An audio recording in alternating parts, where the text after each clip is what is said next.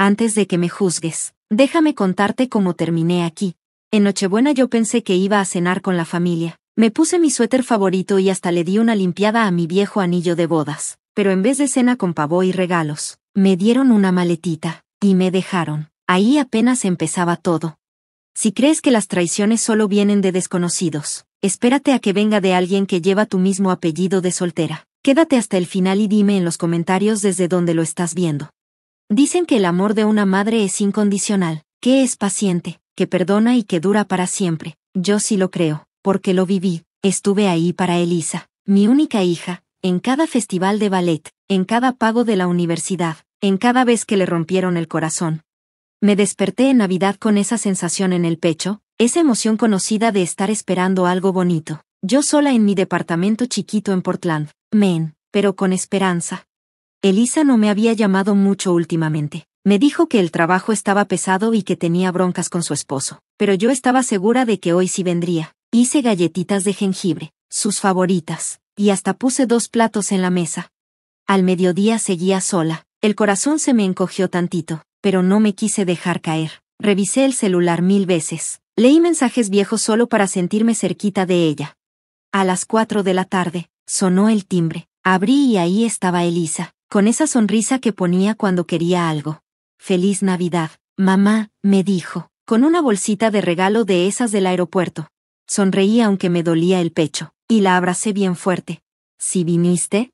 «Claro», me contestó, dándome una palmadita tiesa en la espalda. «Vístete, hice reservación para cenar». Ni lo dudé, agarré mi abrigo, mi bolso, y me puse esos zapatos que siempre me aprietan pero que me gustan. Me sentía como una chavita antes de su primera cita. Pero no fuimos a ningún restaurante, ni al centro. Entramos a un lugar con un camino largo, lleno de pinos cubiertos de nieve. Vi el letrero y sentí que se me apretó el estómago, Centro de Cuidados Paliativos Ocean View. «Elisa, ¿qué es esto?» Se aclaró la garganta. «Mamá, tenemos que hablar. Esto ya no está funcionando. Estás sola y con tus problemas de salud». «¿Qué problemas de salud?», le solté. Y ella siguió hablando. «Encontré un lugar muy bueno», me dijo. «Es seguro, cómodo, te van a dar buena atención médica».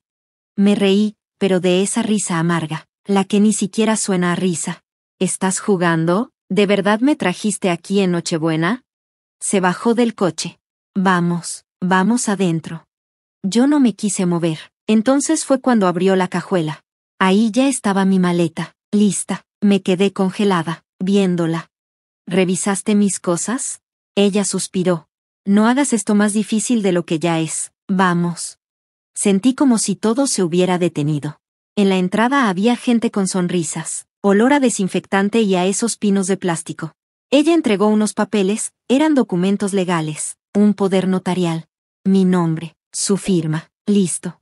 No lloré en ese momento, todavía no.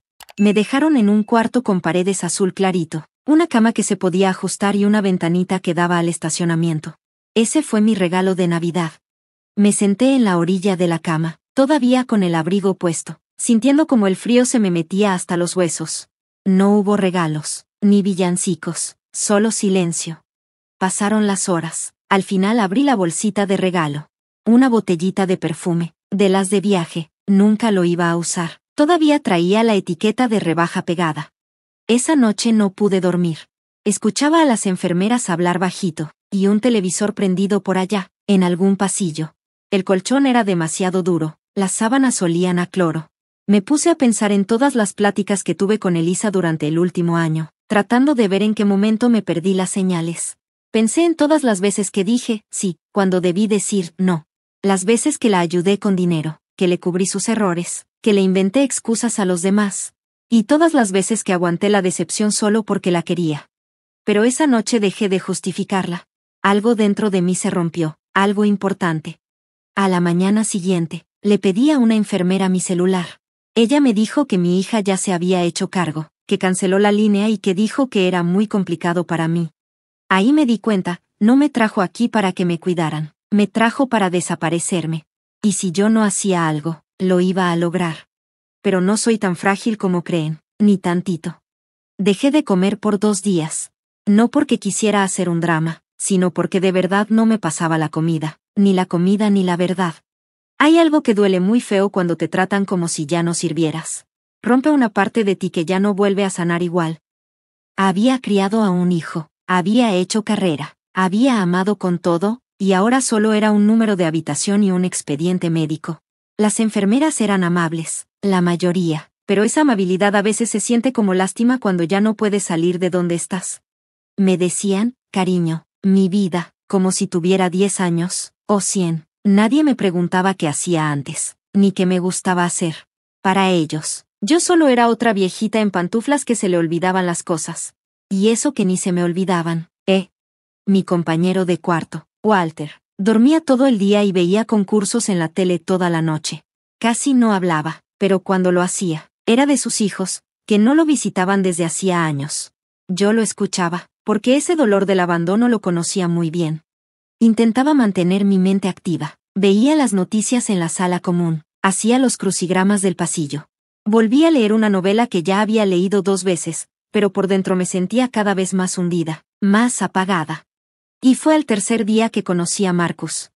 Ese día no le tocaba trabajar, una enfermera se reportó enferma y él entró en su lugar. Era un chavo con barba cortita y ojos amables.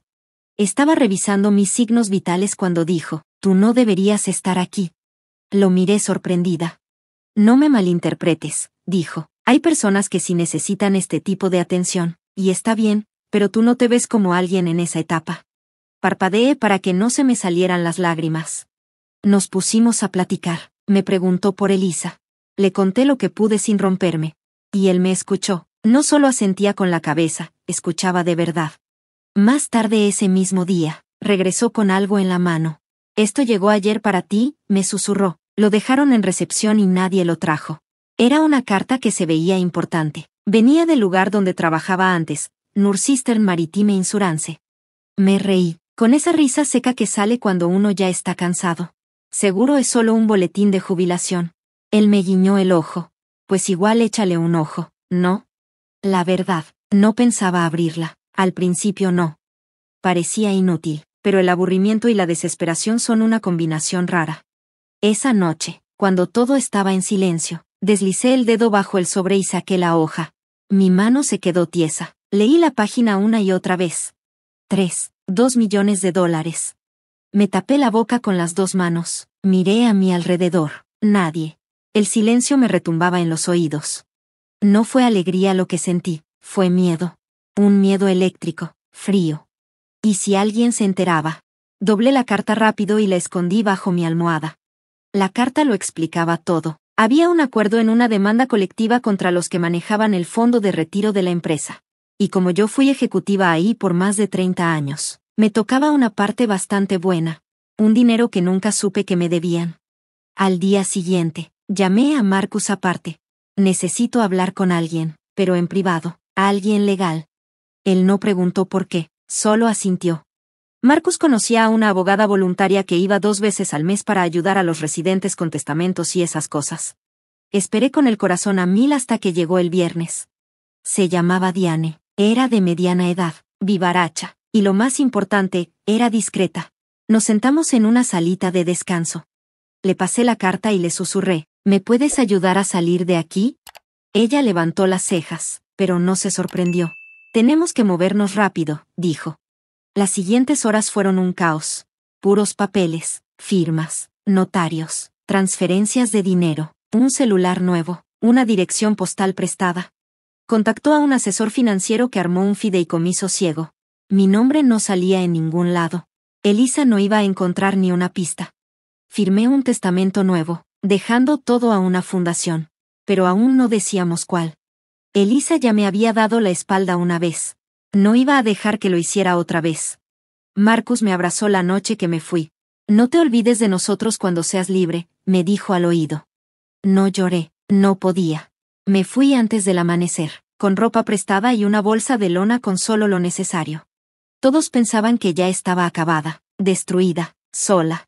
Pero estaba a punto de convertirme en un fantasma, con 2 millones de dólares.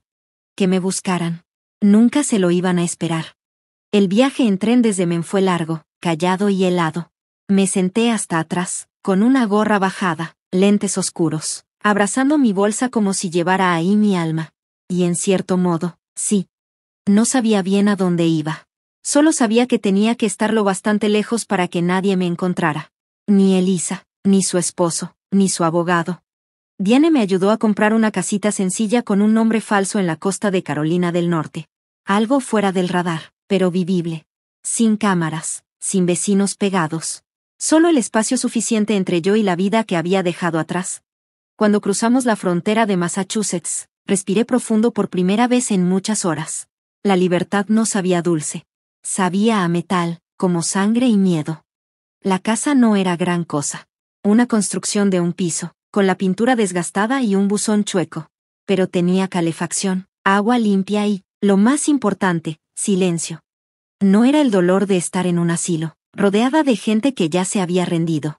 Era otro tipo de silencio. Uno que por fin te deja respirar. Los siguientes días viví como una sombra.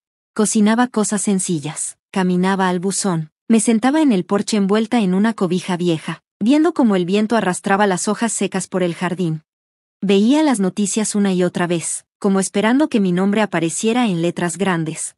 Mujer desaparecida recibe millones en acuerdo. La hija dice que su mamá tiene problemas mentales, pero no hay pruebas. Todavía no. Guardé la carta del acuerdo en una cajita resistente al fuego, debajo de una tabla suelta en el closet del pasillo. Ahí también puse el testamento nuevo, un celular desechable y una nota por si alguien llegaba a encontrar todo eso. Una mañana, como una semana después de haberme salido del lugar Ocean View, el silencio se rompió. Alguien tocó la puerta. Me quedé quieta. Nadie sabía dónde estaba. Ni siquiera tenía una tarjeta a mi nombre. Sentí que el corazón me quería salir del pecho. Me acerqué despacito a la ventana. Era solo un repartidor, con la despensa, parte del trato que Diane había arreglado. Pero no me pude quitar esa sensación rara del cuerpo. Esa tarde, la curiosidad me ganó. Hice un perfil falso en Facebook y busqué a Elisa. Ahí estaba, sonriendo en su foto de perfil como si nada, como si el mundo no se hubiera derrumbado. En su última publicación decía, si alguien ha visto a mi mamá, Catherine Caldwell, por favor comuníquese conmigo o con la policía de Portland. Lleva varios días desaparecida. Estamos muy preocupados por ella. Debajo, había cientos de comentarios. Gente mandando oraciones, dándole ánimos, diciendo lo buena hija que era. Me reí tanto, que lloré. No tienen ni idea. Ninguno. Pero lo que más me dolió no fue lo que escribió, fue la foto que usó. No era reciente. Era de hace 10 años. Una de las últimas navidades que pasamos juntas. Yo traía un gorrito de Santa y ella me abrazaba. Parecíamos tan felices. Qué fácil es fingir amor en una foto. Esa noche no pude dormir. Me quedé en la sala, viendo la chimenea. Los pensamientos no me dejaban en paz. Me acordé de todas las veces que le di dinero a Elisa, todos los préstamos, todas las mentiras. Me acordé de cómo me hacía dudar de mí misma, diciéndome, eso ya me lo contaste, cuando no era cierto. Últimamente se te están olvidando más cosas. Y yo le creí. Pensé que estaba perdiendo la cabeza por la edad. Pero no. Ella quería que yo dudara de mí. Para que cuando tomara el control de mi vida, yo no dijera nada. Pero ya me cansé. No más. A la mañana siguiente, llamé a Diane desde un número nuevo. Necesito que cambiemos el testamento otra vez, le dije. Ella no preguntó. Solo dijo, ¿qué quieres cambiar? Quiero que quede bien claro, Elisa Caldwell no recibe nada.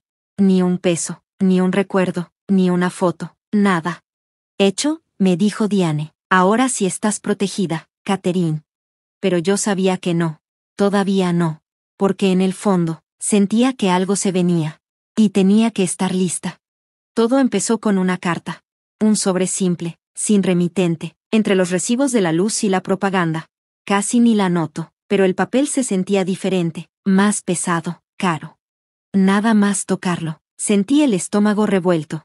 Adentro venía solo una hoja, una fotocopia, mi firma, o algo que parecía mi firma. Y debajo, 2 más, una de mi difunto esposo, James, y otra de Elisa. Era un documento de préstamo con fecha de hace 8 años. Un préstamo personal por 50,000 pesos a nombre de James y mío. El logo del banco era real, también el sello del notario. Pero yo nunca firmé ese papel, nunca.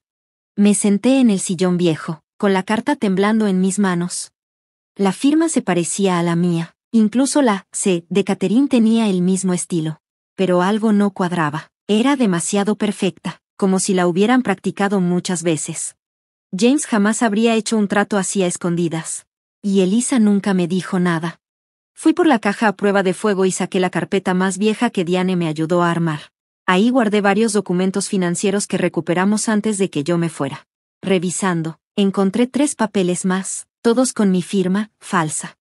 En ese momento lo entendí todo. Elisa nos había estado robando a James y a mí desde hace años. Eso explicaba por qué las cosas estaban tan tensas en nuestros últimos años juntos. Como James evitaba hablar de dinero. Por qué de repente nos alcanzaba menos. Y como Elisa siempre tenía alguna emergencia, pero cada año traía coche nuevo. Yo pensaba que las discusiones en la noche eran por la enfermedad de James. Que habíamos cancelado vacaciones por mala suerte, por el mercado, por la edad. Pero no. Era Elisa. Esta vez no lloré. No me salieron las lágrimas. Me senté frente a la computadora y empecé a investigar. Pasé los siguientes 3 días armando el rompecabezas. Elisa había falsificado varios préstamos usando los números de seguro social de James y el mío. Las cantidades eran diferentes, 20,000 por acá, 35,000 por allá. Algunos préstamos ya estaban pagados, otros habían sido pasados como deudas viejas. James debió haber cubierto casi todo antes de morir, y se llevó la vergüenza con él. Pero había una cuenta todavía activa. Debía más de 80,000 pesos, y dejó de pagarse 3 meses antes de que me metieran a Ocean View. Me quedé en esa sala chiquita en Carolina del Norte, en la oscuridad, con la computadora frente a mí. Apreté tanto las manos que me dolían los nudillos. Esto no era solo una traición. Era robo, fraude, un delito. Llamé a Diane otra vez. Tengo nueva información, le dije, documentos falsos, préstamos. Fue Elisa. Te creo, me dijo con calma. ¿Quieres denunciarla? Todavía no, le dije, no porque dudara. Ya no dudaba. Solo quería que Elisa sintiera miedo primero. Quería que se preguntara si yo ya sabía. Porque la verdad, ya no me estaba escondiendo. Ahora yo era la que cazaba. Empecé a juntar todos los papeles. Cada cuenta a mi nombre, cada correo viejo, cada carta financiera que Elisa mandó como si fuera yo. Incluso contacté al banco donde teníamos cuentas, usando un pretexto legal que Diane me ayudó a redactar. Poco a poco, el rompecabezas tomó forma. Y lo que descubrí, me heló la sangre. Elisa había sacado un préstamo con intereses altísimos usando la empresa de consultoría que James y yo fundamos en los 90. Era un negocio chiquito que corríamos desde casa en ese entonces.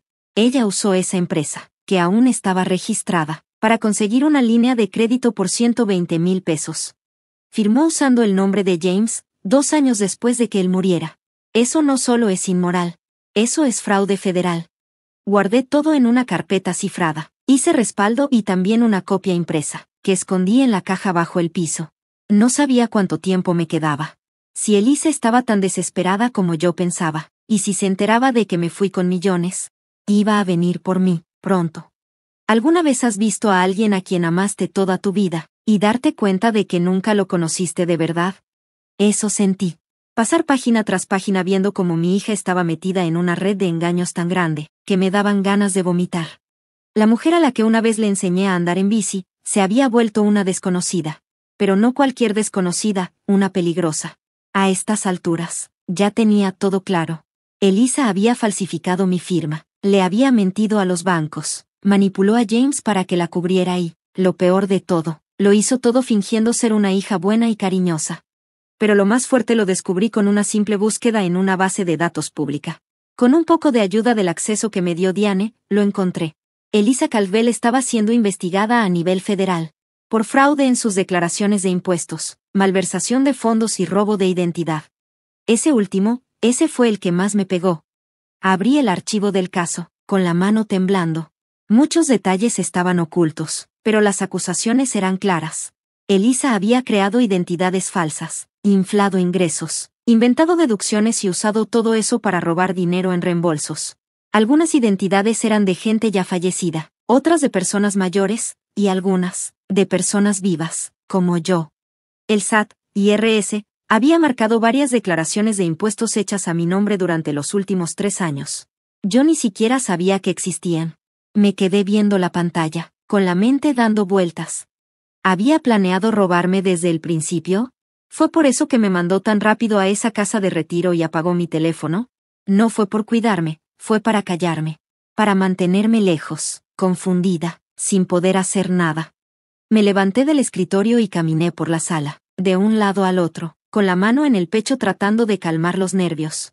Mi propia hija había usado mi nombre como una herramienta más para sus planes. Y cuando todo se le empezó a salir de las manos, pensó en encerrarme como si yo fuera un estorbo. Pero ya no era un cabo suelto. Ahora yo tenía el control del hilo. No llamé a la policía, todavía no. Me puse a documentar todo. Cada mentira, cada préstamo, cada línea falsa escrita con mi nombre. Imprimí todo y lo guardé en carpetas, bien organizadas por fecha. También empecé a grabar notas de voz. No porque se me fueran a olvidar, sino porque quería que, si me pasaba algo, mi voz fuera la última en dejar todo claro. Y tomé una decisión. Le mandé por correo, de forma anónima, una copia de todo el expediente al Departamento de Justicia.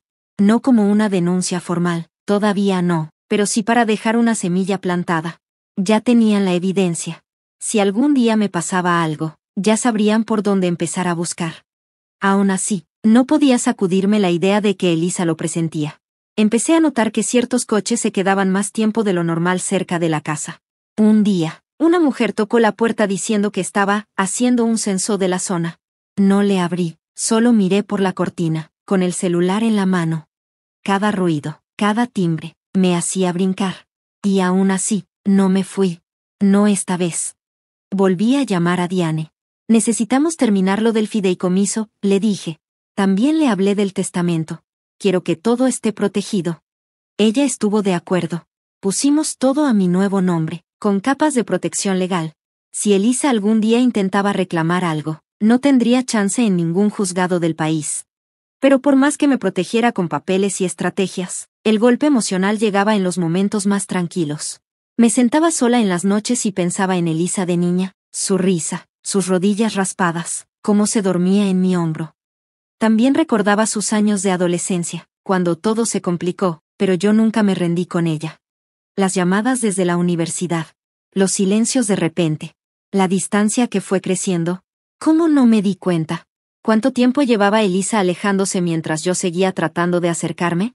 Tal vez esa es la peor clase de traición, la que ves venir poco a poco, en cámara lenta. Y aún así quieres creer que es otra cosa. Pero ahora ya lo sabía. Y no iba a dejar que ella reescribiera el final de mi historia. Porque por primera vez en mi vida, yo tenía el control. Yo tenía la pluma. La carta llegó en un sobre blanco, común, sin remitente. Pero desde que vi la letra, supe que era de ella. Elisa siempre escribía con letras grandes, redondeadas, como si hasta su caligrafía quisiera llamar la atención. Adentro solo venía una frase: sé lo que hiciste y esto no ha terminado. La leí 2, 3 veces. Y luego me reí. No porque me hiciera gracia, sino porque era justo el tipo de amenaza arrogante que esperaba de ella. Nada de, te extraño. Nada de, ¿dónde estás? Solo eso, una advertencia. Doblé la carta con cuidado, y la guardé en mi carpeta de evidencia, que cada día era más grande. Llevaba ya casi 3 semanas desaparecida.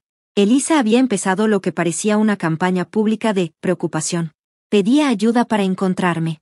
Daba entrevistas en las noticias. Y fingía ser la hija triste que buscaba a su mamá perdida y frágil. Hubiera sido chistoso si no diera tanto miedo. Y entonces, como lo imaginaba, hizo su jugada. Llegó una carta del juzgado del condado de Portland, con sello oficial. La firmé con las manos temblando, y me senté a abrirla en la cocina. Había presentado una petición para declararme mentalmente incapaz. Sentí que me quedaba sin aire. El documento traía declaraciones de 2 personas, un exvecino y una amiga de la universidad que ni conocía bien, diciendo que yo había tenido comportamientos raros y confusos el último año. El abogado de Elisa también metió clips de audio, pedazos de mensajes de voz viejos. Esos que dejé cuando estaba estresada, sola, o nomás necesitaba desahogarme.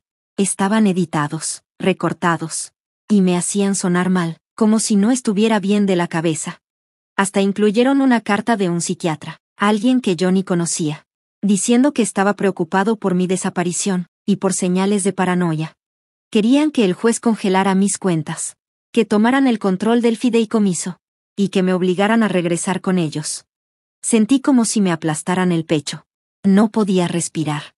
Diane llegó esa misma noche. Leyó todo. No dijo nada al principio. Su cara no mostraba nada. Al fin habló. Tenemos trabajo que hacer. Pero, Catherine, tienes que estar tranquila. Tienes que mantenerte alerta. Ellos quieren que entres en pánico. Asentí. Ya ni siquiera podía llorar. Los días que siguieron fueron un torbellino. Diane contactó a un abogado experto en estos casos. Nos pusimos a juntar pruebas, documentos, videollamadas, registros bancarios. Incluso un diario donde anoté todo lo que viví desde que me fui. Programamos una evaluación con un psiquiatra independiente. Se llamaba Dr. Mercer. Un hombre tranquilo, amable. Vino a verme y estuvo conmigo 3 horas. Me preguntó sobre mi infancia, sobre James, sobre Elisa. Le conté todo. No me trató con lástima. Él me escuchó. Me hizo preguntas de verdad. Y cuando se fue, me agarró la mano y me dijo, «Eres la persona más clara que he visto esta semana». Sentí como si por fin pudiera respirar después de tantos días. Pero la presión no bajó, al contrario. Se empezó a filtrar la noticia de la audiencia. La gente en Internet, que al principio había sentido lástima por la madre desaparecida de Elisa, empezó a cambiar de opinión. Comenzaron las preguntas. ¿Por qué no me había comunicado con nadie? ¿Estaba mal de la cabeza? ¿Había alguien más detrás de todo esto? A los medios les encanta el drama, y Elisa sabía muy bien cómo dárselo. Pero ya no tenía miedo. Porque ahora tenía algo más que pruebas. Tenía un propósito. Desde la calma de mi casa, me puse a grabar una declaración en video. No la he subido todavía, pero quería estar lista por si algún día me intentaban callar. Me paré frente a la cámara y dije, me llamo Catherine Calvel, estoy bien de la cabeza y fui traicionada por la persona en la que más confiaba. No lloré, no grité. Solo dije la verdad, porque sabía lo que se venía. Y esta vez, no iba a ser yo la que estuviera en el banquillo. El juzgado de Portland no había cambiado nada desde la última vez que fui, años atrás, cuando testifiqué en un caso de seguro marítimo. Recuerdo que me senté entre personas que solo querían que sus errores fueran olvidados. En ese entonces, era esposa, madre. Alguien que todavía creía en dar segundas oportunidades. Ahora, era la acusada. Diane me dijo que me vistiera sencillo, pero con firmeza. Algo que dijera, no vengo a suplicar, vengo a que me escuchen. Me puse un traje azul marino con una corbata roja, el reloj viejo de James, y unos zapatos bien boleados que sonaban fuerte con cada paso por el juzgado. Elisa ya estaba sentada adelante cuando llegué. Se paró apenas entré, como si fuera parte de una actuación. Tenía una cara de preocupación perfectamente puesta. Hasta me sonrió. De esas sonrisas que alguien más vería como amables. Pero yo sabía lo que realmente significaba. Ella estaba ahí para acabarme. La jueza, una señora grande con ojos muy atentos, leyó el motivo de la audiencia, la revisión de la capacidad mental de Catherine Calvel. Sus palabras se quedaron flotando en el aire, como si dejaran humo. El abogado de Elisa fue el primero en hablar. Era alto, de voz elegante y con demasiada seguridad. Habló como si siguiera un guión, que Catherine había desaparecido, que actuaba raro, que posiblemente alguien la estaba manipulando, que era un peligro para ella misma y para sus finanzas. Presentó la carta del psiquiatra ese que ni conozco, y los audios que editaron de mis mensajes, todos cortados y pegados para que sonara como una película de terror. Me escuché a mí misma sonar confundida, desesperada, como si estuviera mal, pero todo fuera de contexto. Vi cómo la jueza levantaba las cejas, y yo apreté las manos contra el reposabrazos. Entonces Elisa habló. Su señoría, dijo, con la voz temblorosa en el punto justo. Yo amo a mi mamá, de verdad. Esto es lo más difícil que he hecho. Pero creo que se están aprovechando de ella. No es ella misma, está perdida. Ahí fue cuando me puse de pie. Con permiso, su señoría, dije. La jueza asintió. Caminé despacio hacia el estrado, dejando que cada paso pesara. Me paré firme y hablé. Me llamo Catherine Calvel, tengo 68 años. No tengo ningún problema mental. No estoy perdida ni nadie me está manipulando. Saqué con cuidado mi carpeta, y le entregué a la jueza una copia del informe completo del doctor Mercer. Firmado, con fecha y todo legal. El resultado, mente totalmente sana. sin señales de deterioro. Emocionalmente estable. Vi cómo los hombros del abogado de Elisa se tensaron. La cara de Elisa cambió de golpe, se le notó el coraje. Entonces seguí hablando. Aquí tengo esto, dije, levantando otra carpeta. Es un registro de todas las llamadas que hice la semana antes de irme. Los recibos de la transferencia al fideicomiso legal. Mis estudios médicos, todo limpio. Y una declaración firmada por el abogado que me ayudó a salir del centro. Ahí dice que yo estaba bien, que pensaba claro, y que tenía control total de mis decisiones. Hice una pausa. Y también tengo otra cosa, pero no la voy a mostrar hoy. A menos que me vea obligada. No saqué el archivo donde tengo cada firma falsa, cada préstamo robado, cada papel del SAT que Elisa alteró. Ese era mi as bajo la manga. En vez de eso, miré directo al juez y dije, ella me metió a la fuerza en una institución. Me quitó el celular, me quitó la libertad, y ahora quiere quitarme lo poco que me queda, mi voz, mi independencia, mi dignidad. No se lo permita. La sala se quedó en silencio total. Diane estaba a mi lado, callada pero firme. Me miró con orgullo, sin sorpresa. La jueza se recargó en su silla y le dio unos golpecitos al expediente con el pulgar. Necesito tiempo para revisar todos los papeles y el reporte médico, dijo. Nos volvemos a ver en 2 semanas. 2 semanas. Cuando terminó la sesión, Elisa volteó hacia mí. Quiso cruzar miradas, pero no se lo permití. Salió del juzgado con los puños cerrados y la mandíbula apretada. Ya se le estaba cayendo la máscara. Yo, en cambio, salí con la frente en alto. La guerra seguía, pero por primera vez. Sentí que podía ganarla. 2 semanas. Eso fue lo que la jueza nos dio. Pero Elisa no perdió ni un solo día. Horas después de salir del juzgado, ya estaba relanzando su show mediático. Las noticias locales sacaron un reportaje. Madre desaparecida reaparece en la corte. Hija teme que esté siendo manipulada. Elisa habló directo a la cámara, con los ojos brillosos y la voz temblorosa, como buena actriz. Solo quiero que mi mamá esté bien. Ha pasado por muchas cosas. No piensa con claridad. Me preocupa la gente que la rodea. Yo vi la transmisión desde mi sala, con los brazos cruzados y los dientes apretados. ¿Gente peligrosa? No había nadie más que yo. Catherine Calvel, la mujer que la crió, que se partió el alma, que perdonó cosas que ninguna madre debería perdonar. Y ella tenía el descaro de pintarme como si fuera una marioneta. Ahí fue cuando lo entendí. La guerra silenciosa que yo llevaba en el corazón, ya no bastaba. Era hora de hacer algo. Llamé a Diane. Le pedí que viniera. Cuando llegó, le di un sobresellado. Ahí estaba todo lo que había juntado, los préstamos con mi nombre, las firmas falsas, las declaraciones de impuestos que Elisa había hecho como si yo las hubiera firmado. Mándalo, le dije, pero no al juzgado. Mándalo directo al Departamento de Justicia. Diane abrió el sobre, revisó todo y asintió. Esto sí que les va a interesar. Eso espero. Pero no me detuve ahí. Esa misma noche, con uno de mis nuevos alias, y una cuenta en línea nueva, hice una donación grande, $1.000.000, a una organización nacional que protege a adultos mayores del abuso financiero. Sin nombre, sin créditos, solo la transferencia. Una semana después, esa organización lanzó una campaña usando mi caso como ejemplo. No dijeron mi nombre, pero el momento fue exacto. La gente empezó a hablar, a compartir, a preguntarse cosas. ¿Cómo es posible que una madre desaparezca y reaparezca con dinero, pero su propia hija trate de encerrarla? Los comentarios empezaron a llenar las redes sociales. Algo no está bien con la hija, déjala hablar. ¿Por qué nadie ha oído su versión? No confío en ella. La imagen perfecta que Elisa había creado empezó a derrumbarse. Luego, algo que no esperaba, un periodista de un periódico importante se puso en contacto con Diane. Quería escuchar mi versión de la historia. Me prometió discreción, sin nombres, sin fotos, solo la verdad. Estuve de acuerdo. Nos encontramos en un café tranquilo, a 2 pueblos de distancia. Yo llevaba gafas de sol y una gorra. Nos sentamos en una cabina en la esquina. Ella presionó el botón de grabar y me dejó hablar. Le conté sobre el lugar donde me dejaron, sobre cómo Elisa se llevó mi teléfono, mis cuentas y mi dignidad. No mencioné el acuerdo, aún no. Cuando me preguntó sobre el juicio, simplemente le dije, ella quiere tomar control de mi vida.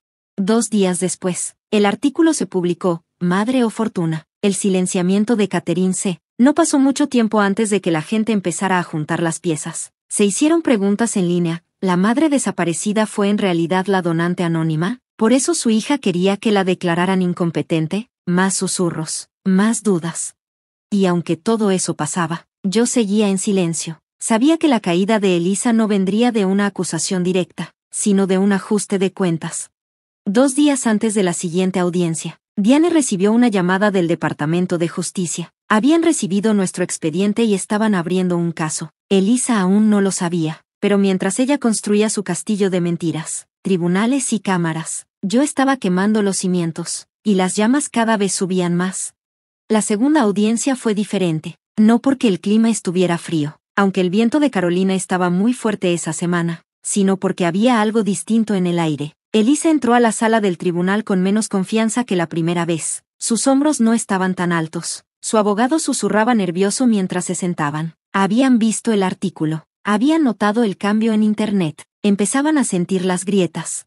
Yo me senté tranquila, con mi carpeta de documentos cuidadosamente en mi regazo. Ya no sentía miedo. Ahora sentía rabia. No era una rabia que te hace perder el control, sino la que te enfoca y da claridad.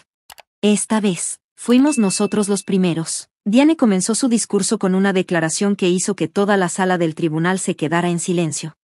Su señoría, empezó, desde la última audiencia. Hemos completado una evaluación psiquiátrica independiente. Hemos presentado registros financieros detallados que demuestran la independencia y coherencia de la señorita Calvel, y hemos descubierto, a través de registros públicos legítimos, que la peticionaria, la señorita Elisa Calvel, está siendo investigada por el Departamento de Justicia por varios delitos financieros, incluyendo el uso indebido de identidad y fraude fiscal. Ella le entregó al juez una copia del expediente público del caso. El abogado de Elisa se levantó de inmediato y protestó. Esa investigación no tiene nada que ver con... El juez levantó la mano. Siéntese. La sala del tribunal se quedó en silencio. Entonces vino el verdadero golpe. El doctor Mercer, el psiquiatra que me había evaluado, subió al estrado, tranquilo, inteligente, directo. Él confirmó que no solo estaba mentalmente competente, sino también emocionalmente sana y plenamente consciente de mis decisiones, incluida mi decisión de salir del hospicio. No solo está clara, dijo el doctor Mercer, ella es deliberada y reflexiva. No hay base médica para decir que está incompetente. Entonces miré a Elisa. Sus manos apretaban la mesa tan fuerte que sus nudillos se pusieron blancos. Su máscara, esa fachada de preocupación que había construido cuidadosamente, se estaba desmoronando poco a poco. Luego, Diane presentó nuestra última prueba, una línea de tiempo. Mostró exactamente cuando Elisa intentó tomar el control de mis cuentas y cómo coincidía perfectamente con los grandes retiros que había hecho de su propio negocio en quiebra. ¿Coincidencia? Difícilmente. El juez revisó todo en silencio. Le ofrecieron a Elisa la oportunidad de responder. Ella se levantó, con la voz quebrada. Mi madre está enferma. Está claro que alguien la está manipulando. Ella no actuaría así a menos que estuviera confundida o inestable. Esta no es ella. Entonces me levanté y la miré directamente. Yo soy ella, dije. Todos se quedaron en silencio. Soy la mujer que estuvo contigo cuando tenías pesadillas a los 8 años, la que renunció a promociones, empeñó mis joyas para pagar tu primer semestre en el extranjero, que cocinó tu comida favorita incluso cuando no podía comprarme comida. Yo soy ella y me dejaste en una institución como si no valiera nada. Me volteé hacia el juez. Y ahora, señoría, le pido que me permita demostrarle que no soy nada. La jueza se inclinó hacia adelante, juntó los dedos y habló despacio. Señorita Calvel, con base en la abrumadora evidencia presentada, su evaluación psiquiátrica y las inconsistencias en las alegaciones del peticionario, desestimo este caso. Sus cuentas financieras y su autonomía personal quedan completamente restauradas. Este tribunal la reconoce como competente e independiente. No lloré, pero mis manos temblaban un poco mientras recogía mis papeles y salía de la sala del tribunal. Elisa no dijo nada cuando pasé junto a ella. Sus ojos estaban desorbitados, no por ira, sino por miedo. Sabía que todo había terminado, al menos esa parte. Pero lo que ella no sabía era que mientras pasaba semanas intentando demostrar que yo estaba inestable, yo había estado construyendo algo mucho más poderoso que una defensa, un legado, y aún no había terminado. La llamada telefónica llegó poco después de medianoche. La voz de Diane era tensa, pero firme. Pasó, El Departamento de Justicia abrió un procedimiento formal. El nombre de Elisa está en la agenda. No respondí. Me quedé sentado allí, en la oscuridad, mirando el viento mover los árboles fuera de mi ventana. Una parte de mí había estado esperando este momento, pero ahora que había llegado, no se sentía como una victoria, se sentía inevitable. A la mañana siguiente, el mundo lo descubrió. Los primeros en llegar fueron los medios de comunicación. Elisa Caldwell, hija de un caso de abuso de ancianos recientemente destacado, está bajo investigación federal. Mi nombre no fue mencionado, no directamente, pero los puntos estaban demasiado cerca como para no conectarlos. La gente recordó a la madre desaparecida, la batalla judicial, el donante anónimo, la frágil mujer que desapareció pero se mantuvo firme en el tribunal semanas después. Ahora su hija perfecta se estaba desmoronando y querían saber de mí. Me quedé en silencio durante 2 días. Apagué el televisor, ignoré el teléfono, me preparé el desayuno, observé a los pájaros picotear en el patio helado. Me senté con un bolígrafo en la mano y escribí cartas que nunca tenía intención de enviar. Pero el silencio no era justicia, ya era hora. Me puse en contacto con Sara, la periodista que me había conocido en secreto semanas antes. Le dije que estaba lista para hablar, esta vez frente a la cámara. Sin alias, sin más sombras, programamos la entrevista para el viernes siguiente. Noticias nacionales completas. Él me preguntó si estaba segura. Nunca he estado más segura, le dije.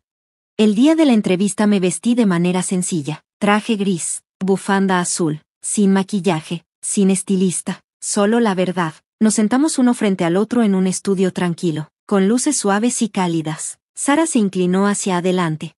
Catherine, el mundo ya conoce los titulares, han leído sobre Elisa, sobre el caso, pero lo que no saben es lo que realmente pasó. ¿Por qué ahora? Miré directamente a la cámara. Porque no se trata solo de mí, le dije. Se trata de cada madre que lo dio todo y fue rechazada, de todos los adultos mayores despedidos, ignorados o encerrados bajo la excusa del amor. Estuve a punto de ser uno de ellos y ya no me voy a callar más.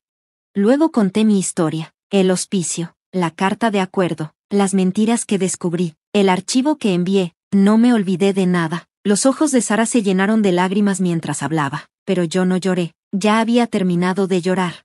Esa noche se emitió la entrevista. Millones de personas la vieron. Llegaron mensajes de personas de todo el país que compartían sus propias historias de traición, abandono y supervivencia. Ya no era solo Catherine, yo era un espejo.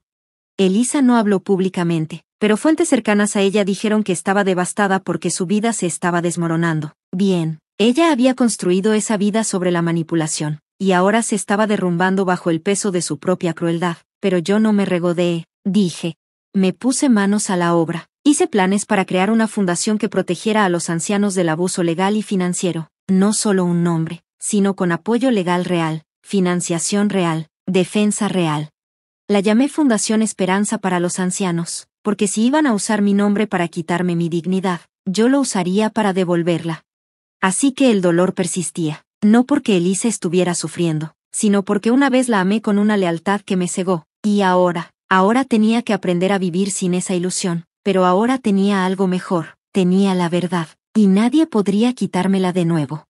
El arresto de Elisa no llegó con sirenas, llegó con titulares. Elisa Caldwell acusada de múltiples cargos de fraude electrónico, robo de identidad y evasión fiscal. Leí las noticias en una mañana tranquila, con mi café en la mano, y un gato callejero al que había estado alimentando se acurrucó a mi lado en el porche.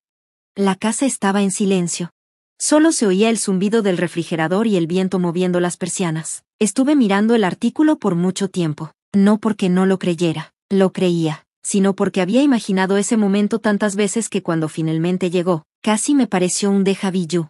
Ella estaba en libertad bajo fianza. Claro, el dinero puede comprar tiempo, pero no paz. Pero el daño ya estaba hecho. Su nombre ya era sinónimo de traición. Los antiguos clientes retiraron su negocio. Sus líneas de crédito fueron congeladas y sus amigos desaparecieron. Incluso su marido hizo un comunicado por medio de un abogado. Estaba pidiendo el divorcio. Ella estaba sola ahora.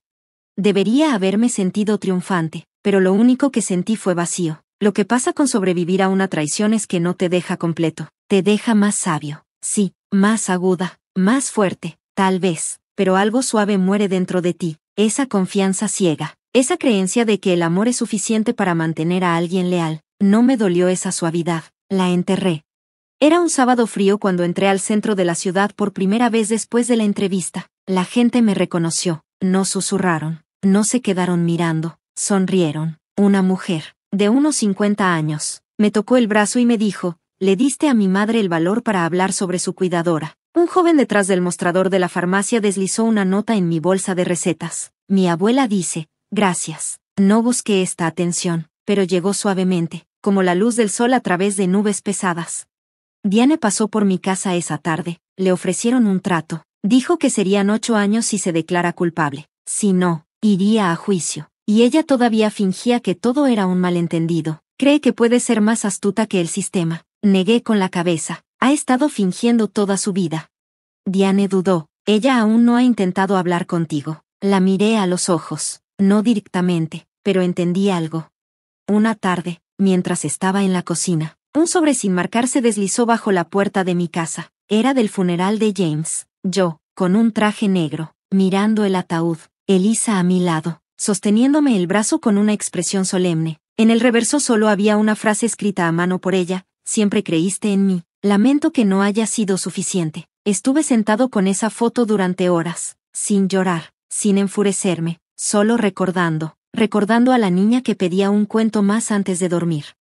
El adolescente que estrelló mi coche y lloró cuando no le grité. La mujer que me abrazó más fuerte de lo habitual el día que murió su papá. Todos eran partes de ella y yo los amaba. Pero el amor verdadero, exige verdad. Y Elisa eligió mentir. Esa noche, quemé la foto en la chimenea. No por odio, sino por liberación. Miré cómo las llamas rodeaban el papel, quemando los bordes y borrando la sonrisa. No necesitaba una foto para recordar. Necesitaba paz. Y casi la conseguí.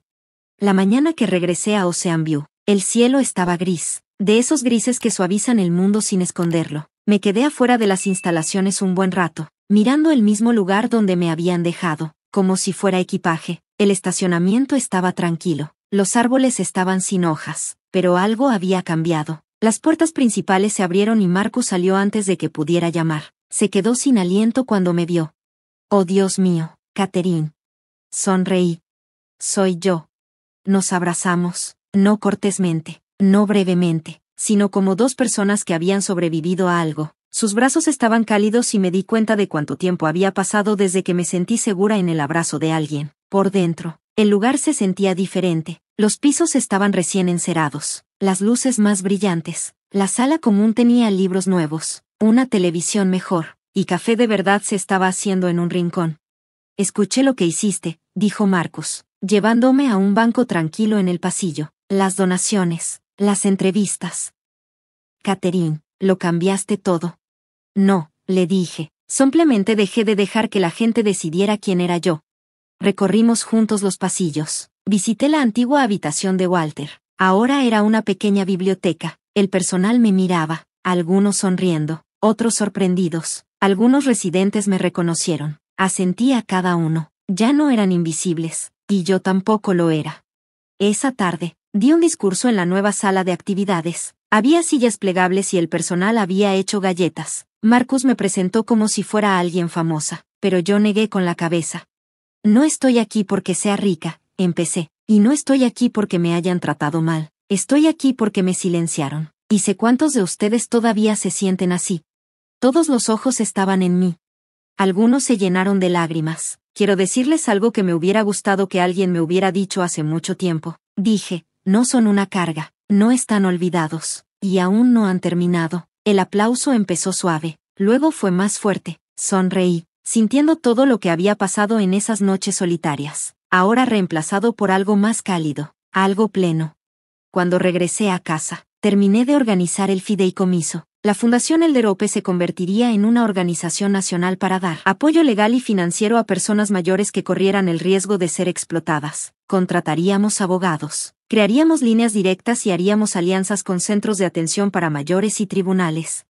Elisa aceptó el trato. 8 años. Intentó mandarme otra carta, pero la devolví sin abrir. Ese capítulo ya estaba cerrado. Pasé los últimos días del año escribiendo cartas a todas las personas que me ayudaron. Diane, Marcus, incluso el doctor Mercer. Les agradecí no por salvarme, sino por estar a mi lado mientras yo me salvaba. Y luego, en la primera nevada de enero, Hice algo que no había hecho en décadas. Me escribí una carta a mí misma. Era corta, solo una página. La leí en voz alta mientras estaba sentada junto a la chimenea. El gato callejero, que ahora era mío, se acurrucó a mis pies. Querida Catherine, no estabas loca, no fuiste demasiado confiada, no eras débil, solo eras una mujer que amaba demasiado profundamente, y cuando intentaron borrarte de tu propia vida, tomaste la pluma y escribiste el final tú misma. Estoy muy orgullosa de ti, con amor, a ti misma. Doblé la carta, la guardé en una pequeña caja de madera y la puse sobre la repisa de la chimenea. No necesitaba un legado de dinero, ni de venganza, ni siquiera de justicia. Tenía algo más grande, libertad, y por primera vez en mi vida, finalmente fui completamente libre. Gracias por escuchar. No olvides suscribirte y no dudes en compartir tu historia en los comentarios. Tu voz importa.